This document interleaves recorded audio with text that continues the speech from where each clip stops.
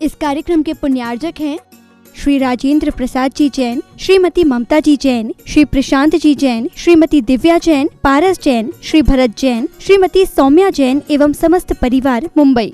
ओम ह्रीं श्रीं क्लीं ऐं अरवं वं हम शं तं पं वं वं मं मं हम हम शं शं तं तं पं पं झं झं ह्रीं ह्रीं श्रीं श्रीं राम राम ह्रीं ह्रीं द्रावै द्रावै नमोरते भगवते श्रीमते पवित्र तर्जलेंजना विसिंचामिति स्वाहा। बंधुओं, आप देख रहे हैं शास्त्र सम्मिश्र की पावन तलटी में श्री परिसर से नीति प्रति अभिषेक एवं शांति हरा। आप भी अपने जन्म के अवसर पर वर्षगांठ के अवसर विशेष अवसर पर शांतियाँ करा के साथी से पुण्य कार्य कर सकते हैं।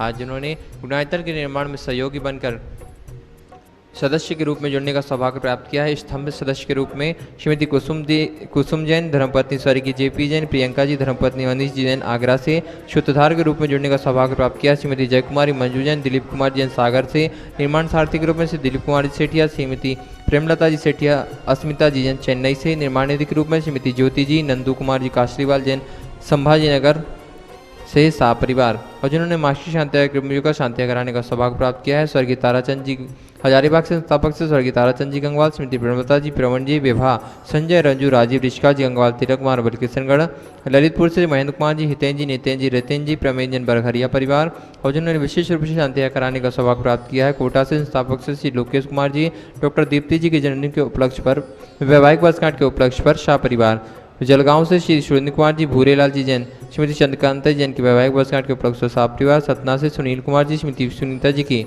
वैवाहिक वर्षगांठ के उपलक्ष्य पर शाह परिवार, गांजियाबाद से नीरज जी, श्रीमती मनीषा जी के जन्म वैवाहिक वर्षगांठ के उपलक्ष्य पर शाह परिवार, नागपुर से श्रीमती सुमन जी, नरेंद्र कुमार जी जिनके वैवाहिक वर्षगांठ के उपलक्ष्य पर शाह परिवार, श्री मोदी नगर से श्री आदिश कुमार जी के जन्मदिन के उपलक्ष्य पर शाह परिवार, उज्जैन से श्रीमती कुसुम जी के जन्मदिन के उपलक्ष्य पर शाह परिवार, कोटा से श्रीमती राजकुमार, श्रीमती मंजू सेठी के जन्मदिन के उपलक्ष्य पर शाह परिवार, भोपाल से वरुण जी के जन्मदिन के उपलक्ष्य पर श्रीमती स्मिता जी जैन शाह परिवार, और जिनके स्वास्थ्य की मंगल भावना भाई गई सिलीगुड़ी श्री डॉक्टर पंकज जी, देहरादून से श्रीमती कमलेश जी, न्यूयॉर्क से श्रीमती विनीता जी पापड़ीवाल, गुवाहाटी कोलकाता से देवर्षि जैन शाह परिवार, और जिन्होंने नीति शांतियाँ को शांतियाँ कराने का सौभाग्य प्राप्त किया है रतलाम से श्रोमणी शनक्षा भौलिया जी, ज्ञानवती देवी, राजेश जी, रेखा जी, आंचल अंत रघुवाल शाह परिवार, टीकमगढ़ से संस्थापक से बाबूदास सत्या श्रीमती मीना जी, असीम श्रीमती रेम्पी, अपूर्व श्रीमती सस्ती, देवेश सतवैया, अध्यक्ष सतवैया शाह परिवार, घटनी सत्ता से श्रीमती राजकानी, प्रेमचंद जी प्रेमी, इंजीनियर रमेश जी, दिनेश जी, महेश, संजय, अरविंद, अक्षत अंत का समस्त प्रेमी परिवार, जयपुर वापी से श्रीमती निर्मला जी, विजय कुमार, शैलेंद्र जी, श्रीमती प्रियंका, रूपेंद्र कौन, मिदांश बेबी, ऐसा लेमेटावाला परिवार, मुंबई से श्रोमेशन अक्षर आरपी, श्रीमती ममता जी, प्रशांत, श्रीमती दिव्या, भरत जी, पारस जी शाह परिवार, विदिशा संस्थापक से श्री कल्लवाई चंद्रशेखर जी, अनिता, प्रिया, दिव्या, उदंग जैन शाह परिवार, रांची संस्थापक से श्री चंद्रकला जी, नीरज जी, नीलियांसा, जैक जी पाटनी शाह परिवार, अहमदाबाद से श्री मोहिशन अक्षर, दिनेश जी, भावना, नील, चिराग, आस्था जी, बिलगी शाह परिवार, जयपुर अम्बिका से मोहिशन अक्षर, श्रीमती कमलाबाई, चंद्रशेखर, दिनेश जी, विनीता, वैभव, अक्षिता, विनीत, जानवी, विराज जी पापड़ीवाल शाह परिवार, मुंबई से रोमेशन अक्षर, श्री प्रकाशन जी, सला देवी पाटनी, पूजा आदित्य पाटनी, पुदी दामा, शासक संजय पांड्या, समस्त अतीर फाउंडेशन शाह परिवार, किशनगढ़ से रोमेशन अक्षर, कवल जी, अशोकी, सुशीला जी पाटनी, सुरेश जी, शांता जी, मेवल, तारिका, अवनीश, चीज विकास, सिद्धाई, विनय, ईशा, विवेक, ऋषभ आदि विवान वान्या, रंजी पाटनी, समस्त आर्य के महवा परिवार ने प्रत्यक्ष रूप से शांतियारा करने का सौभाग्य प्राप्त किया है। आज की प्रथम शांतियारा श्री अशोक कुमार जी, मंजू जी पाटनी, अशोक जी, प्रमोद जी पाटनी, कोलकाता से शाह परिवार, श्री आदित्य जी जैन, कोलकाता से शाह परिवार, श्री राम निरंजन जी शराबगी, स्वर्गीय धर्मपत्नी स्वर्गीय कुसुम देवी जी शराबगी, कोलकाता से शाह परिवार, श्री कपूर चंद जैन कोटा, श्री चंद्र कुमार जी जैन जबलपुर से शाह परिवार, श्री राजेश जी रूबी जैन कोडरमा झुमरी तिलैया से शाह परिवार। सभी के जीवन में सुख शांति समृद्धि ऐसे मंगल भावना के साथ हमें शांतियारा प्रारंभ करते हैं। ओम नमः सिद्धेभ्य, ओम नमः सिद्धेभ्य, ओम नमः सिद्धेभ्य। श्री वीतरागाय नमः। ह्रीं नमो अरिहंताणं, नमो सिद्धाणं, नमो आयरियाणं, नमो वज्रायाणं, नमो लोये सव्वसाहुणं। चत्तारि मंगलम अरिहंता मंगलम, सिद्धा मंगलम, साहु मंगलम, केवली पन्नत्तो धम्मो मंगलम। चत्तारि लोगुत्तमा अरिहंता लोगुत्तमा, सिद्धा लोगुत्तमा, साहु लोगुत्तमा, केवली पन्नत्तो धम्मो लोगुत्तमो। चत्तारि शरणं पवज्जामि, अर्हन्ति शरणं पवज्जामि, सिद्धे शरणं पवज्जामि, साहु शरणं पवज्जामि, केवली पन्नत्तं धम्मं शरणं पवज्जामि। ओम ह्रीं अनादिमूलमन्त्रेभ्यो नमः सर्वशान्तिं तुष्टिं पुष्टिं च कुरु कुरु। ओम नमो अरते भगवते प्रक्षिणाशे दोषकल्मषाय दिव्य तेजोमूर्ते नमः। श्री शांतिनाथाय शांतिकराय सर्व विघ्न प्रणाशनाय सर्व रोगाप मृत्यु विनाशनाय सर्व पर कृत क्षुद्रोपद्रव विनाशनाय सर्व शाम डामर विघ्न विनाशनाय ओम ह्रां ह्रीं हुरुं ह्रौं ह्र असि औसा नमः सर्व शांतिं तुष्टिं पुष्टिं च कुरु कुरु। ओम ह्रूं श्रूं फट् किरीटं किरीटं घाते घाते पर विघ्नानि स्फोटे स्फोटे सहस्रखण्डान् कुरु कुरु पर मुद्रां छिन्द छिन्द पर मंत्रान् भिन्द भिन्द शां श व हुं फट् सर्व शांतिं कुरु कुरु। ओम ह्रीं श्रीं क्लीं अरहं असि औसा अनाहत विद्याय नमो अरिहन्ताणं ह्रौं सर्व शांतिं कुरु कुरु। ओम ह्रां सी ह्रीं आ ह्रूं ओ ह्रौं सा अरह जगदापद विनाशनाय ह्रीं श्री शांतिनाथाय नमः सर्व शांतिं कुरु कुरु। ओम ह्रीं श्री शांतिनाथाय अशोकतरु शतप्रातिहारे मंडिताय अशोकतरु शतप्रातिहारे शोभन पद प्रदाय हविलुम बीजा सर्वोपद्रव शांतिकराय नमः सर्व शांति कुरु कुरु। ओम ह्रीं श्री शांतिनाथाय सुरपुष्प वृष्टि सत्प्रातिहार्य मंडिताय सुरपुष्प वृष्टि शतप्रातिहार्य शोभन प्रदाय बबलुम बीजाय सर्वोपद्रव शांतिकराय नमः सर्व शांति कुरु कुरु। ओम ह्रीं श्री शांतिनाथाय दिव्य ध्वनि सत्प्रातिहार्य मंडिताय दिव्य ध्वनि सत्प्रातिहार्य शोभन पद प्रदाय बबलुम बीजाय सर्वोपद्रव शांतिकराय नमः सर्व शांति कुरु कुरु। ओम ह्रीं श्री शांतिनाथाय प्रातिहार्यष्ट सहिताय बीजष्ट मंडन मंडिताय सर्वविघ्न शांतिकराय नमः सर्व शांति कुरु कुरु। ओम ह्रीं अरहं नमो जिनाणं सर्व शांतिर्भवतु। ओम ह्रीं अरहं नमो ओहि जिनाणं सर्व शांतिर्भवतु। ओम ह्रीं अरहं नमो परमोहि जिनाणं सर्व शांतिर्भवतु। ओम ह्रीं अरहं नमो सवोहि जिनाणं सर्व शांतिर्भवतु। ओम ह्रीं अरहं नमो अनन्तोहि जिनाणं सर्व शांतिर्भवतु। सम्पूज्यकानां प्रतिपालकानां यतीन्द्र सामान्यतपोधनानां देशस्य राष्ट्रस्य पुरस्य राज्ञ करोतु शान्तिं भगवान् जिनेन्द्र करोतु शान्तिं भगवान् जिनेन्द्र।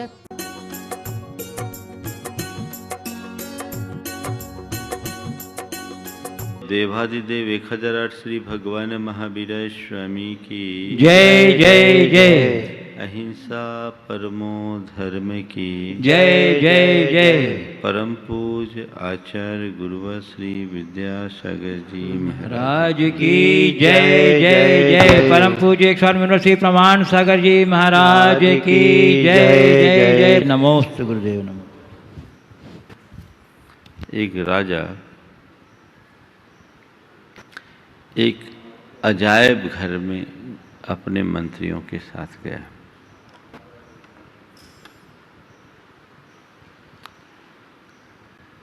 अजायब घर के उस कक्ष में अनेक दर्पण थे।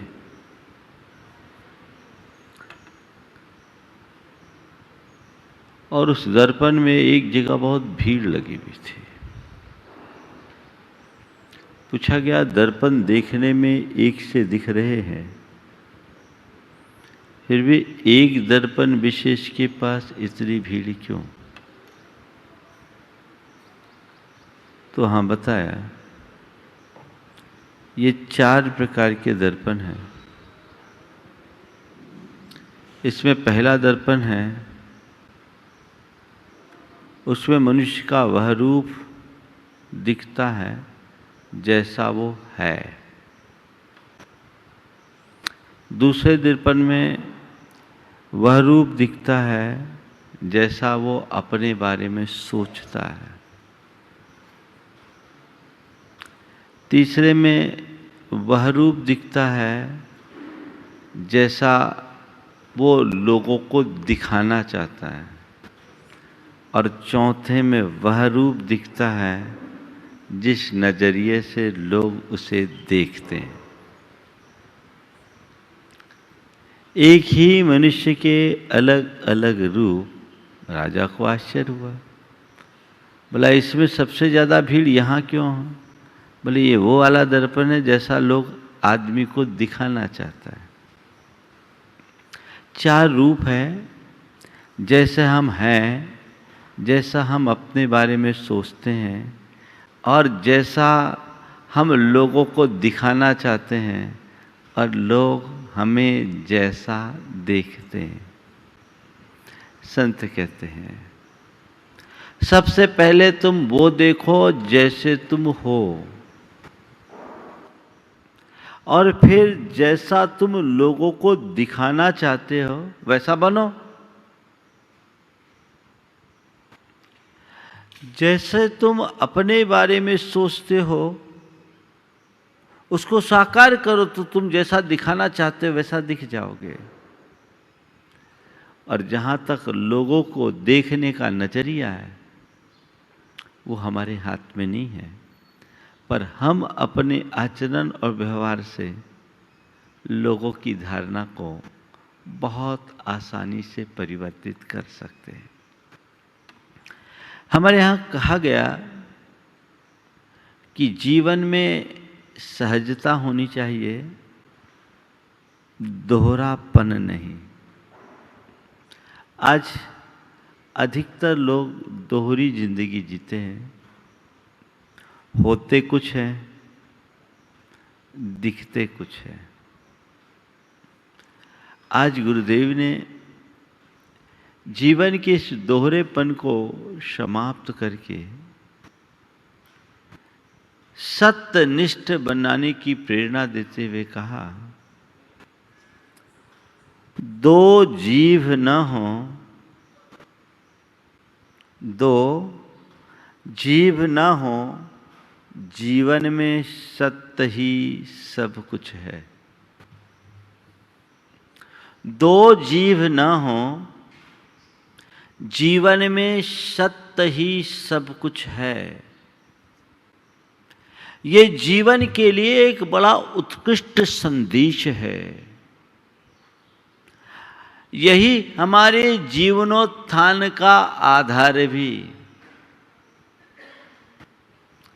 जो 2 जीव वाले होते हैं, मतलब उनके लिए बोलचाल की भाषा में क्या कहते हैं? क्या कहते हैं? बोलो तो। हाँ, 2 गला। गुरुदेव ने थोड़ी कृपा की, उनने 2 गला शब्द का प्रयोग न करके 2 जीव। 2 जीव ना हो, जीवन में सत्य ही सब कुछ है। तुम्हारे हृदय में इस सत्य के प्रति कितनी श्रद्धा? बहुत सारे लोग हैं जो पूरी तरह सत्यनिष्ठ होते हैं, और बहुत से लोग ऐसे भी हैं जिनकी बातें पूरी तरह सत्य से परे होती हैं। अपने मन को पलट करके देखो कि मेरे मुख से जो भी उच्चारित होता है वो सत्य होता है या असत्य होता है।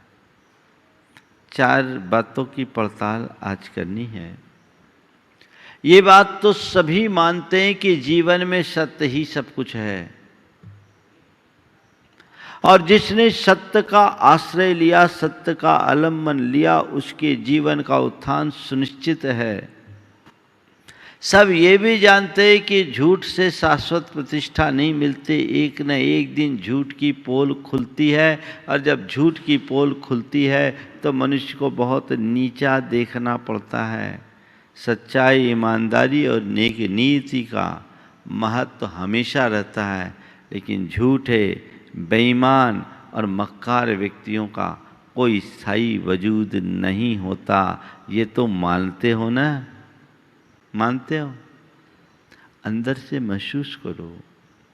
तो फिर जब ये सत्य है तो अपने वचनों की पड़ताल करके देखिए, क्या आप ये सुनिश्चित पूर्वक कह सकते हैं, सुनिश्चय पूर्वक कह सकते हैं कि मेरी एक ही जीव है? मैं अपनी जबान का प्रयोग सदैव सत्य के लिए ही करता हूं और जो बोलता हूं उस पर कायम रहता हूं। कर सकते हैं। पहला व्यक्ति वो जो सत्य बोलता है, सत्य पर कायम रहता है। दूसरा स्तर जो क्वचित कदाचित असत्य का प्रयोग करता है लेकिन मन में पश्चाताप रखता है, ये दूसरा लेवल है। तीसरा लेवल जो क्वचित कदाचित सत्य बोलता है, ज्यादातर झूठा होता है। और चौथा लेवल जो सदैव झूठ ही बोलता, सपने में भी झूठ बोलता है। ये 4 स्तर है मनुष्य के। हमें आज देखना है कि इसमें मैं कहाँ हूं। दूसरे को मत देखना। दूसरा कितना सत्यवादी है उसकी परीक्षा के लिए तो आप सदैव तत्पर रहते हो। संत कहते भैया अपने गिरेबान में तो झांको, आखिर तुम कितने पानी में हो पहले ये तो देखो। पहली बात ये सुनिश्चय पूर्वक आप कह सकते हो कि मैं केवल सत्य बोलता हूं और जो बोलता हूं उस पर कायम रहता हूं। महाराज आजकल कहाँ चलता है, झूठ के बिना तो कुछ उपाय ही नहीं होता। झूठ बोलते नहीं है, बोलना पड़ता है। ये मन की दुर्बलता है। जो मनुष्य सत्यनिष्ठ होता है वो सदैव सत्य ही बोलता है, चाहे उसके लिए उसे कितना भी मूल्य क्यों ना चुकाना पड़े। पर उस समय वो परेशान भी हो सकता है, पर अंततः उसकी जीत ही होती है। गांधी जी ने जीवन पर्यंत सत्य का प्रयोग किया। बैरिस्टर थे, वकालत का पेशा किया। कहते वकील कौन है जो काला कोट पहनकर सफेद झूठ बोले। वकीलों के बारे में ऐसा कहा जाता है। लेकिन गांधी जी ने एक आदर्श उपस्थित कर दिया, एक आदर्श उपस्थित कर दिया कि वकालत के पेशे में भी उन्होंने सत्य का ही प्रयोग किया। उनके पास एक टैक्स चोरी का प्रकरण आया। मामला गंभीर था। उन्होंने अपने क्लाइंट से कहा कि भैया देखो मामला गड़बड़ है और इसका एक ही उपाय है, वो है सत्य की शरण। तुम्हें अपने इस प्रकरण को स्वीकार करना पड़ेगा कि तुमने गलती की है, तब तो मैं तुम्हारी पैरवी करूंगा, अन्यथा मैं तुम्हारा ये केस नहीं ले सकता। सामने वाला घबरा गया। कोई व्यक्ति कोई अपराध करे और अदालत में खुद कहे कि हमने ये अपराध किया है तो सजा होगी, लेकिन उसे और कोई चारा नहीं दिखा। गांधी जी ने बड़े दृढ़ विश्वास के साथ कहा कि भाई देखो, अगर तुम सच्चाई को स्वीकार करोगे तो बहुत संभव है कि तुम्हारी सजा कम हो जाए, और झुटलाओगे तो सारे पेपर्स तुम्हारी पोल खोलेंगे, और ये झुटलाने जैसी बात है ही नहीं। तुम्हें ऐसा करना ही नहीं चाहिए था, जो टैक्स था वो तुम्हें देना था। गांधी जी की बात से प्रभावित होकर उन्होंने टैक्स देने की बात स्वीकार ली। कहा ठीक है, जो हो हम अदालत में स्वीकार करेंगे। अदालत में बात हुई, उनने जो वास्तविकता थी, सच्चाई थी, वो प्रकट कर दी। और सच्चाई प्रकट करने के परिणाम स्वरूप जज प्रभावित हुआ और उन्हें थोड़ा सा अर्थदंड दे करके छोड़ दिया। वो व्यक्ति इतना प्रभावित हुआ और अपने दुकान में उस फैसले को जड़कर नीचे एक टिप्पणी लिख दी कि इस प्रतिष्ठान में अब सत्य की ही प्रतिष्ठा होगी, असत्य की नहीं। जो भी काम होगा सच से होगा। आज अगर ऐसे व्यक्ति की बात आई तो कहेंगे कि वो तो बड़ा बेवकूफ है, और ऐसे वकील को तो मूंगफली खाने के भी पैसे घर से ले जाने पड़ेंगे, कोई पूछेगा नहीं। लेकिन ये हमारी दुर्बलता है। अंततः सत्य की ही जीत होती है, निष्ठा गहरी बनानी चाहिए।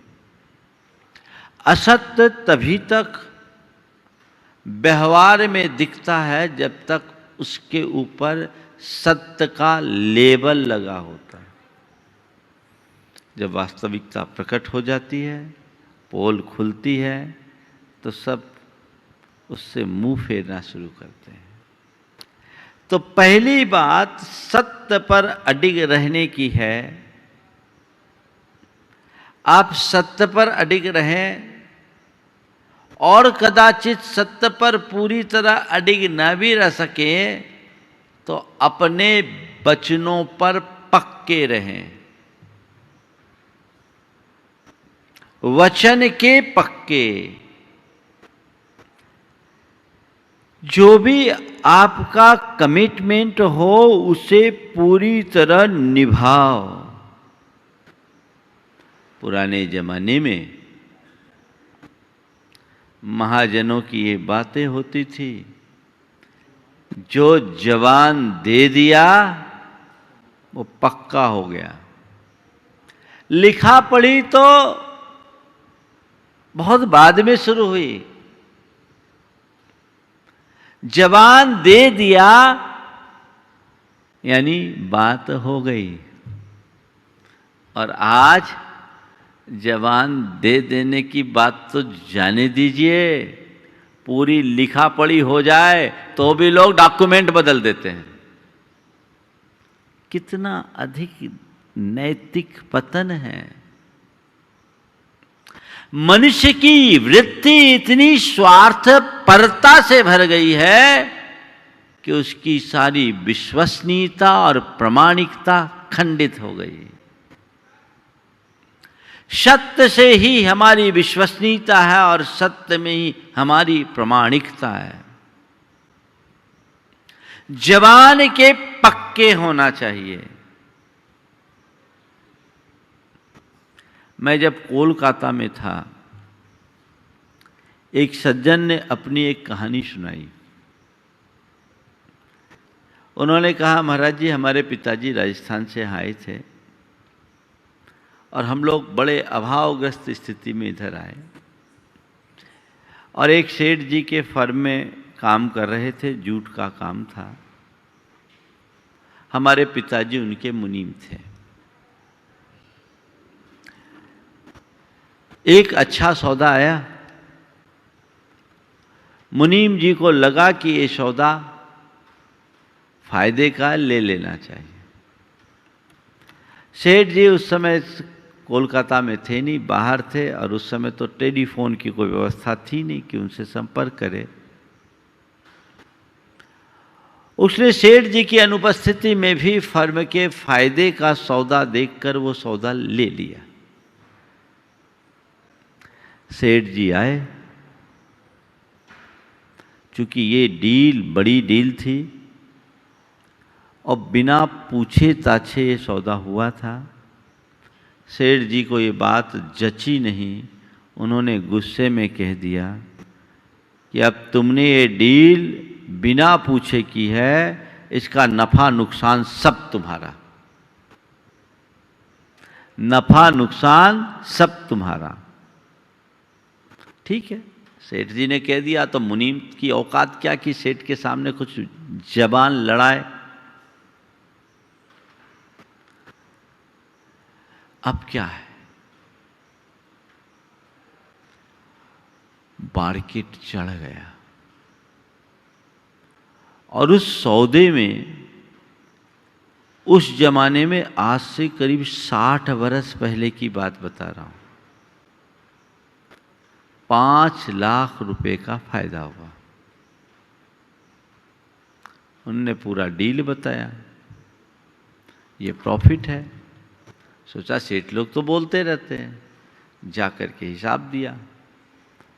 उनने कहा मैं एक बार जबान दे चुका, ये 5 लाख कमाए अच्छी बात, ये तुम्हारे, हमारे नहीं, ये तुम्हारे। ये है एक जीव वाले व्यक्ति की बात। दूसरा होता तो क्या करता, नुकसान होता तो उसके मत्थे जरूर जड़ता, और फायदा सब हड़पता और तहकीकात करता, ये जो बता रहा है इसमें कोई और खेल तो नहीं खेला। थोड़ा समझो, जबान देना, जबान तोड़ना, जबान लड़ाना और जबान निभाना, आज की बातें में 4 बातें जबान से संबंधित ले लो। जबान दो, पहले जल्दी से किसी को जबान देना मत। कई लोग हैं जरा में जबान दे देते हैं, पर इधर जबान दिए इधर जबान तोड़े, जबान दिए और जबान तोड़े, जबानी खर्च, जमा खर्च जिसको आप लोग बोलते हैं।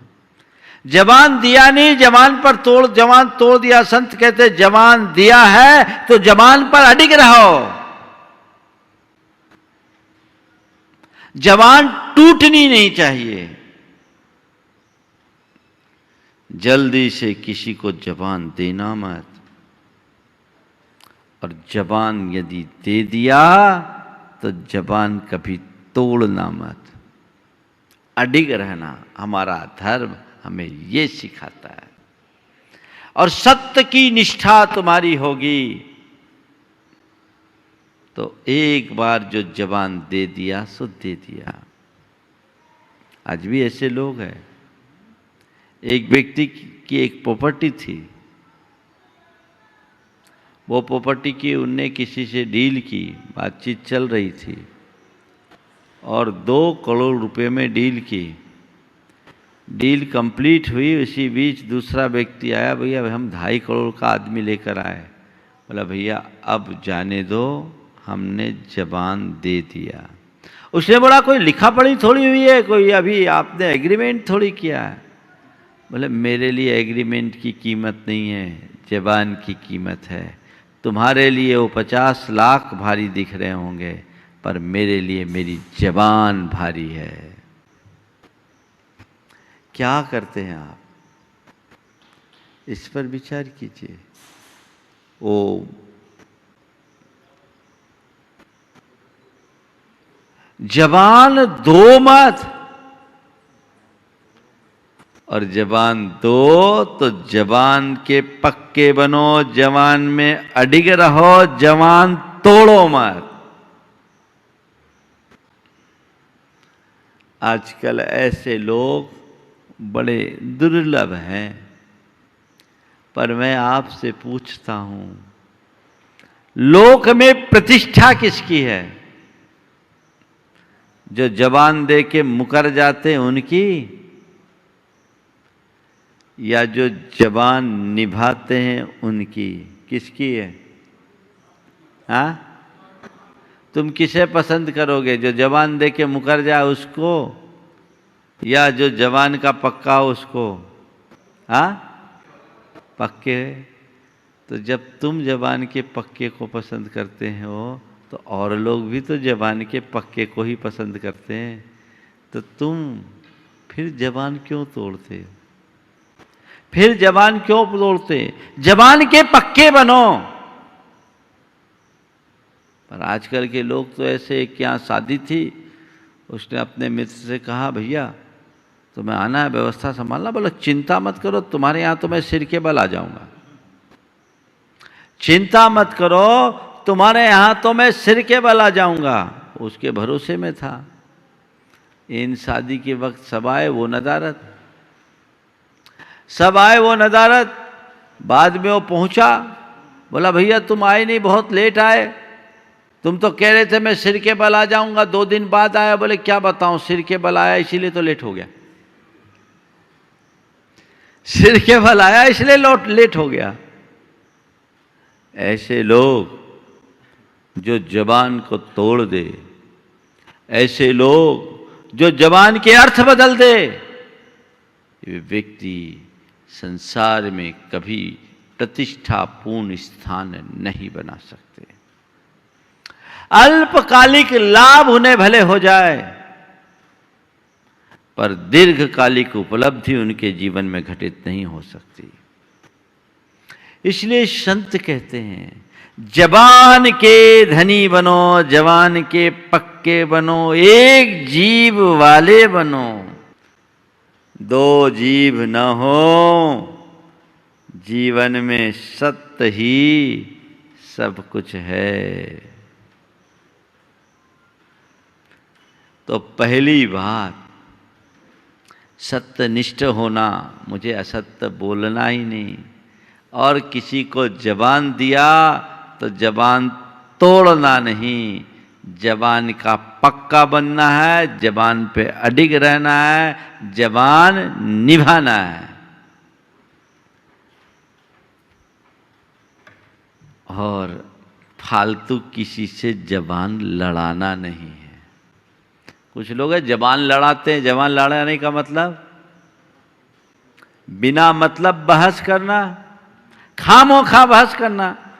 जबान लड़ाने वाले बहादुर तो बहुत मिलते हैं। मिलते हैं नहीं मिलते हैं। खड़े हो जाएंगे, एक दूसरे से जबान लड़ाएंगे, पूरी बहादुरी दिखाएंगे जैसे कि दुनिया में इससे बड़ा वीर कोई है ही नहीं। और थोड़ा कुछ हो तो अभी ढीले पड़ जाएंगे। कई लोग तो हैं जिनकी आदत ही होती है जबान लड़ाने की, गुरुओं से भी जबान लड़ाने आ जाते हैं। ऐसा जबान लड़ाने का कोई काम नहीं। तो पहली बात मैं आपसे सत्य के विषय में बोल रहा था कि सत्यनिष्ठ बने और वचन के पक्के बने। नंबर दूसरे लेवल के जो लोग हैं, वे लोग जो क्वचित कदाचित झूठ का आलंबन लेते हैं पर मन में ग्लानि रखते हैं। देखो मेरे अंदर ये वाला रूप है कि नहीं। माना कि तुम पूरी तरह सत्य में निर्भर नहीं हो पाते, क्योंकि सत्य में कठिनाई है, परेशानी है, चुनौतियां हैं, अशुभताएं हैं। झूठ बोलने में सुविधा है लेकिन परिणाम अच्छा नहीं है। चलो तुम आज अपने अंदर इतनी दृढ़ता नहीं रखते, कदाचित तुम्हें झूठ का आलंबन लेना भी पड़े तो लो,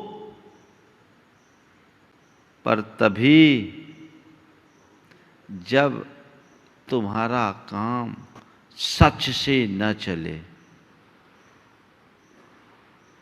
वहीं झूठ बोलो जहां सच बोलने से तुम्हारा काम बिगड़े। वहां झूठ बोलो और अंदर ग्लानि रखो कि मैंने असत्य का प्रयोग किया। ये व्यक्ति भी अपेक्षाकृत अच्छे हैं। जहां मेरा काम सच से चलता है वहां झूठ क्यों बोलना? बोलो, आप इतने जागरूक रह सकते हैं। मेरा काम जहां सच से चले वहां मैं झूठ नहीं बोलूंगा। कोई होश नहीं। झूठ बोलना है तो बोलना है। जिस व्यक्ति के हृदय में सत्य और झूठ का भेद नहीं होता, वो व्यक्ति अपनी आत्मा की उन्नति नहीं कर पाता। एक धर्मात्मा की यही पहचान है, या तो वो असत्य का प्रयोग न करे, और यदि कदाचित करेगा भी तो तभी करेगा जब सच से उसका काम न चले। पर झूठ बोलते हुए भी आत्मग्लानि कि मैं गलत दिशा में गया हूं, झूठ एक पाप है और मैंने पाप का आलम्बन लिया। मैं आपसे पूछता हूं, आपसे कोई पाप होता है तो पश्चाताप होता है कि नहीं? एक चींटी भी मर जाती है तो मन दुखता है, अरे आज हमसे एक चींटी खामोखा मर गई। क्यों? क्योंकि तुम हिंसा को पाप मानते हो, अन्य प्रकार के अनाचार को भी पाप मान लेते हो कि ये ठीक नहीं। झूठ के विषय में क्यों नहीं सोचते कि हाय मेरे मुख से आज झूठ निकल गया जो मुझे नहीं बोलना चाहिए था। उस झूठ के विषय में ऐसा क्यों नहीं बोलते? क्यों? क्योंकि झूठ को पाप समझते ही नहीं। यदि असत्य का प्रयोग करते समय मन में ग्लानि हो तो वो व्यक्ति बहुत सहजता से उस असत्य से बच सकता है, उसके जीवन में परिवर्तन आ सकता है। तो आप देखिए दूसरे लेवल पे हैं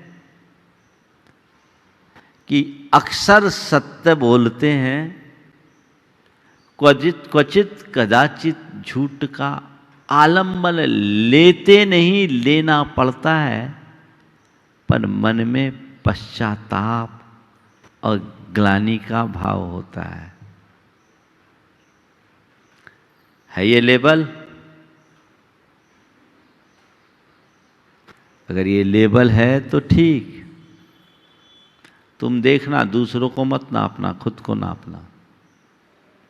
तीसरा लेवल, जो प्रायः झूठ बोलता है कभी कभी सच बोलता है। प्रायः झूठ बोलता है कभी कभी सच बोलता है। ऐसे लोग होते हैं जिसके मुख से प्रायः झूठे ही निकलता है, सच कभी कभार निकल गया,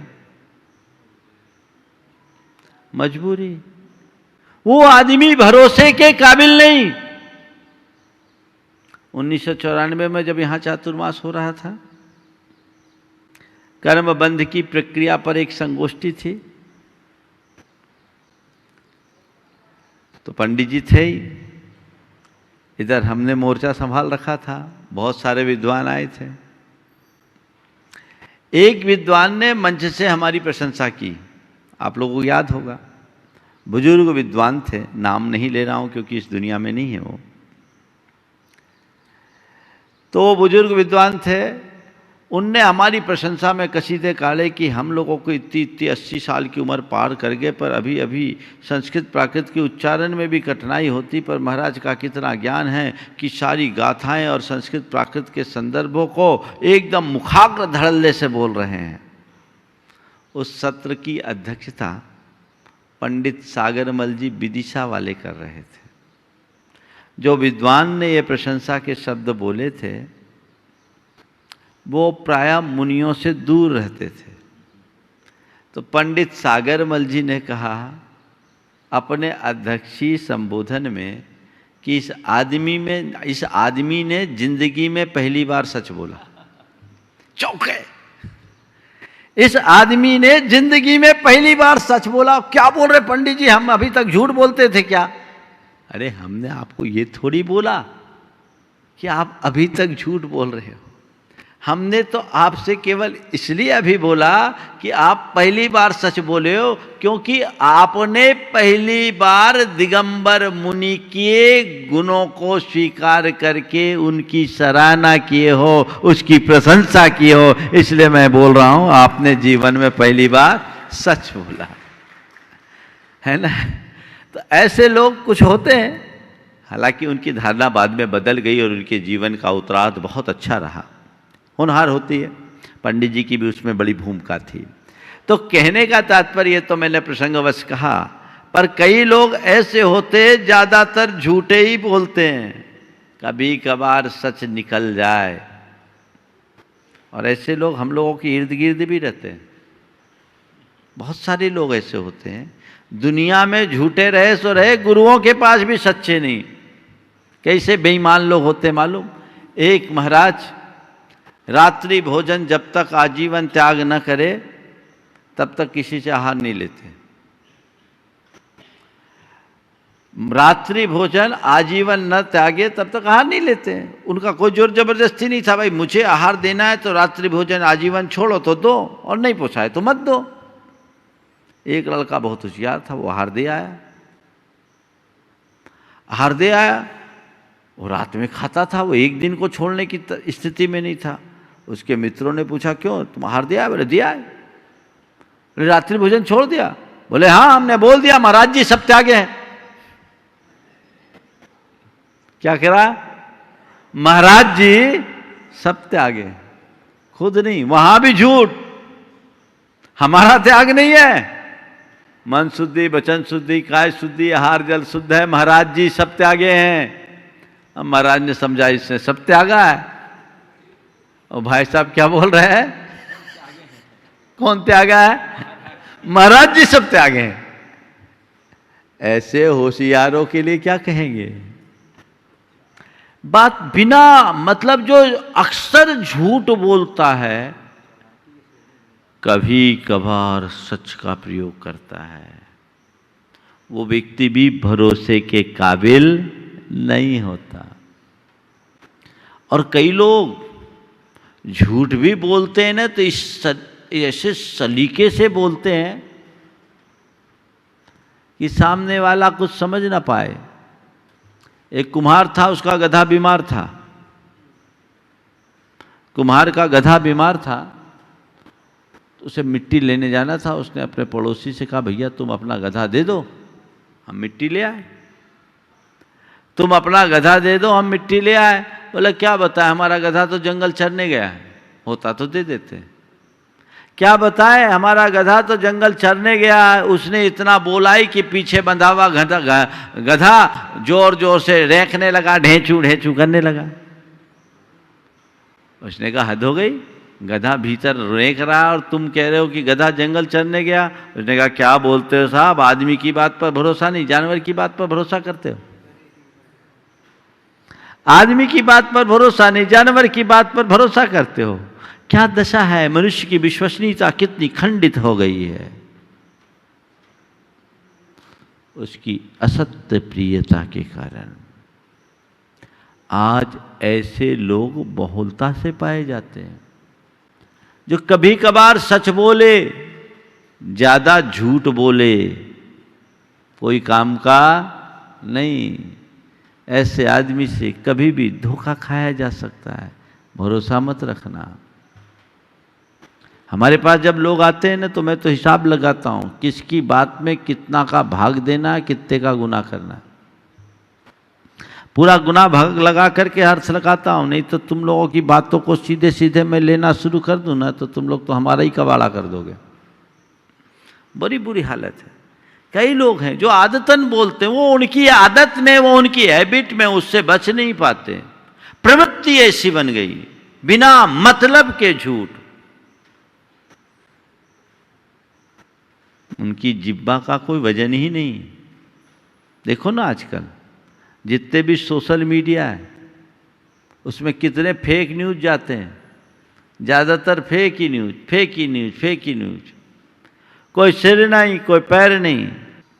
लेकिन लोग नहीं सोचते तुम्हारे व्हाट्सएप में और अन्य सोशल मीडिया में जितनी भी खबरें आती है वो सच होती कि झूठ? ज़्यादातर झूठ। इसका परिणाम क्या? लोग उस पर भरोसा ही खो देते हैं। ऐसा व्यक्ति जो अक्सर झूठ बोले, कभी सच बोल दे तो उसकी बात पर भरोसा नहीं करते। भेड़िया आया, भेड़िया आया, भेड़िया आया रोज चिल्लाता था, मजाक करता था। लोग कुछ दिन उस पर भरोसा किए, देखे वहां कोई भेड़िया नहीं, बोला मैं तो मजाक कर रहा हूं। और एक दिन सच में भेड़िया आ गया।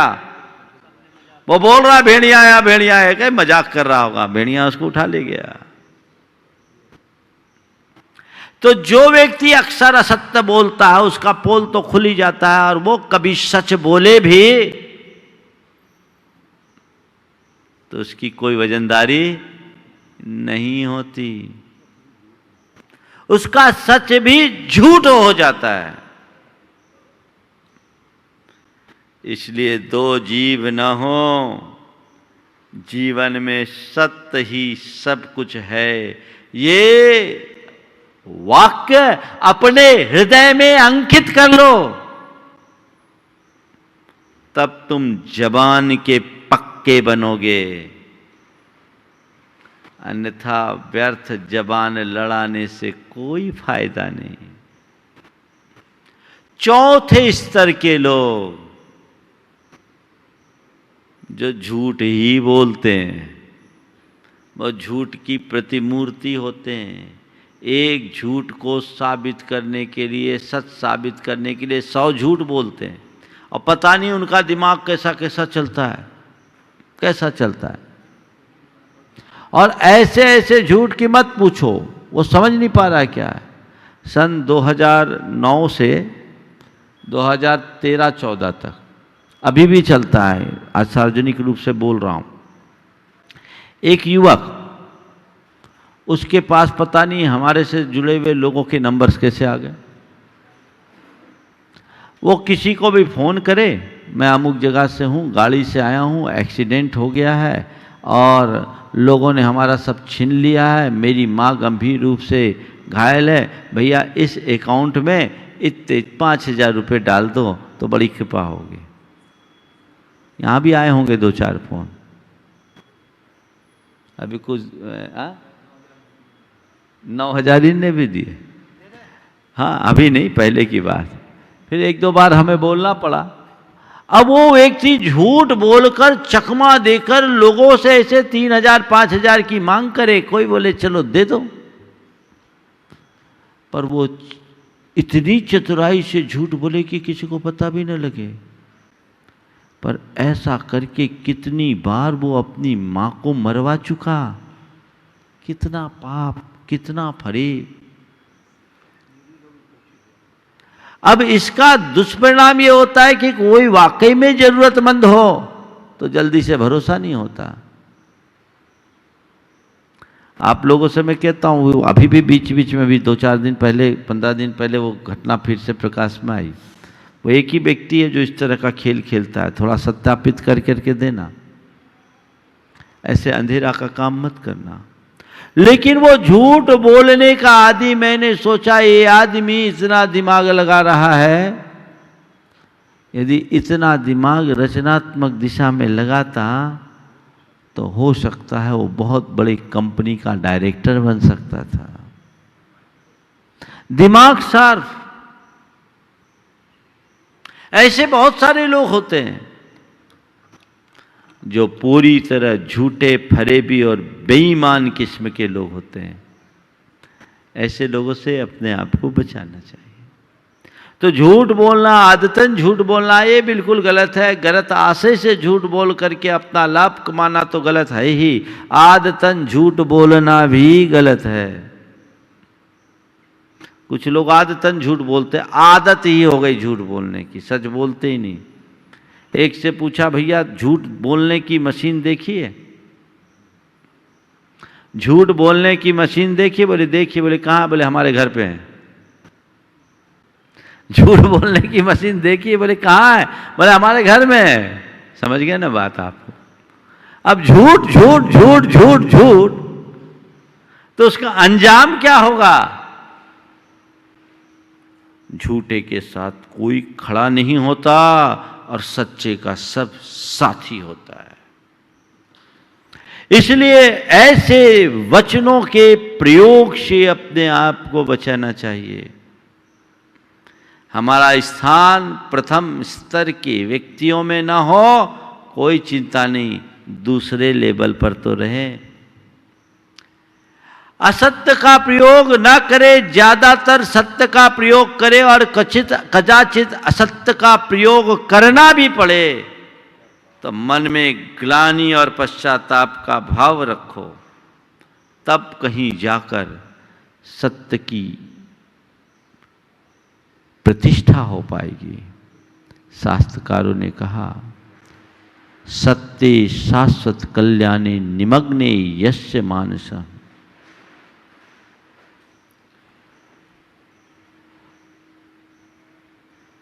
ऋषिभ्यो स महानूनम देवेभ्यो वरो मतः। जिसका मानस शाश्वत कल्याणकारी सत्य में लीन रहता है, निमग्न रहता है, वो ऋषि मुनियों और देवताओं से भी श्रेष्ठ माना जाता है। इसलिए उस श्रेष्ठता को अपने हृदय में उद्घाटित करे और जीवन को तदनुरूप आगे बढ़ाने का सत प्रयत्न करे। तो दो जीव न हो, जीवन में सत्य ही सब कुछ है। बहुत बड़ा बोध वाक्य है। इस वाक्य को रटना बहुत साधारण बात है। इस वाक्य को घोंट कर अपने हृदय में स्थापित कर लेना ही जीवन की सबसे बड़ी उपलब्धि। तो पलटना नहीं, अपने जीवन को आगे बढ़ाने का प्रयास करना है। ऐसा प्रयास हम सबका हो और जीवन को हम ऊर्ध्वमुखी बनाएं, अग्रगामी बनाएं, उपलब्धियों के मुकाम पर पहुंचाएं, तो हमारे जीवन की उपलब्धि होगी। अब और क्या बोलूं, एक बात और आजकल देखने में आई, गैरों से तो फिर भी सच बोल दे, अपनों से झूठ बोलते हैं। बच्चे माँ बाप को झूठ बोलते हैं, उनको वास्तविकता नहीं बताते हैं, माँ बाप को गलतफहमी का शिकार बना देते हैं, और जब बात प्रकट होती है तो वो बेचारे कहीं के नहीं रह पाते। ये बड़ा गलत है। माता पिता के सामने झूठ, गुरुजनों के समक्ष झूठ और धर्म क्षेत्र में झूठ, इसका तो कभी प्रयोग मत करना। इससे तो बचना, क्योंकि यहां अगर तुमने झूठा किया, झूठ का प्रयोग किया, तुम्हारी जिंदगी ही झूठी बन जाएगी। न जाने कहां कहां जाकर कितने कितने प्रकार के दुखों का पात्र बनना पड़ेगा। कुछ जगह मनुष्य को सच्चा होना चाहिए। तो मैं पुनः दोहरा रहा हूं, हमेशा सत्य बोलो और वचन के पक्के बनो। नंबर 2 में कदाचित सत्य न बोल पाओ, असत्य का आलंबन भी लो तो मन में पश्चाताप रखो। ज़्यादातर सत्य हो, क्वचित कदाचित असत्य, मन में पश्चाताप होगा तो वो असत्य भी धीरे धीरे छूट जाएगा। लेकिन ज़्यादातर झूठ कभी सच बहुत लाभकारी नहीं। और जो अक्सर झूठ ही झूठ, झूठ ही झूठ, ऐसे लोगों से तो सुरक्षित दूरी रखना चाहिए। तो ये चारों लेवल पर ध्यान रखें। और जबान देना मत, जबान दो तो जबान तोड़ना मत। जबान का पक्का रहना और व्यर्थ कभी किसी से जबान न लड़ाना। आज के प्रवचन का कुल सार यही है। दो जीव न हो, जीवन में सत्य ही सब कुछ है। इसे आत्मसात करें। जाप के साथ हम विराम लेंगे। ओम ह्रीं अर्हंसि पार्श्वनाथ जिनेन्द्राय नमो नमः। ओम ह्रीं अर्हंसि पार्श्वनाथ जिनेन्द्राय नमो नमः। ओम ह्रीं अर्हंसि पार्श्वनाथ जिनेन्द्राय नमो नमः। ओम ह्रीं अर्हंसि पार्श्वनाथ जिनेन्द्राय नमो नमः। ओम ह्रीं अर्हंसि पार्श्वनाथ जिनेन्द्राय नमो नमः। ओम ह्रीं अर्हंसि पार्श्वनाथ जिनेन्द्राय नमो नमः। ओम ह्रीं अर्हंसि पार्श्वनाथ जिनेन्द्राय नमो नमः। ओम ह्रीं अर्हंसि पार्श्वनाथ जिनेन्द्राय नमो नमः। ओम ह्रीं अर्हंसि पार्श्वनाथ जिनेन्द्राय नमो नमः। ओम ह्रीं अर्हं श्री पार्श्वनाथ जिनेन्द्राय नमो नमः। ओम ह्रीं अर्हं श्री पार्श्वनाथ जिनेन्द्राय नमो नमः। ओम ह्रीं अर्हं श्री पार्श्वनाथ जिनेन्द्राय नमो नमः। ओम ह्रीं अर्हं श्री पार्श्वनाथ जिनेन्द्राय नमो नमः। ओम ह्रीं अर्हं श्री पार्श्वनाथ जिनेन्द्राय नमो नमः। ओम ह्रीं अर्हं श्री पार्श्वनाथ जिनेन्द्राय नमो नमः। ओम ह्रीं अर्हं श्री पार्श्वनाथ जिनेन्द्राय नमो नमः। ओम ह्रीं अर्हं श्री पार्श्वनाथ जिनेन्द्राय नमो नमः। ओम ह्रीं अर्हं श्री पार्श्वनाथ जिनेन्द्राय नमो नमः। जय बोलो चिंतामणि श्री पार्श्वनाथ भगवान की जय। परम पूज्य आचार्य गुरुवर श्री विद्यासागर जी महाराज की। इस कार्यक्रम के पुण्यार्जक थे श्री राजेंद्र प्रसाद जी जैन, श्रीमती ममता जी जैन, श्री प्रशांत जी जैन, श्रीमती दिव्या जैन, पारस जैन, श्री भरत जैन, श्रीमती सौम्या जैन एवं समस्त परिवार, मुंबई।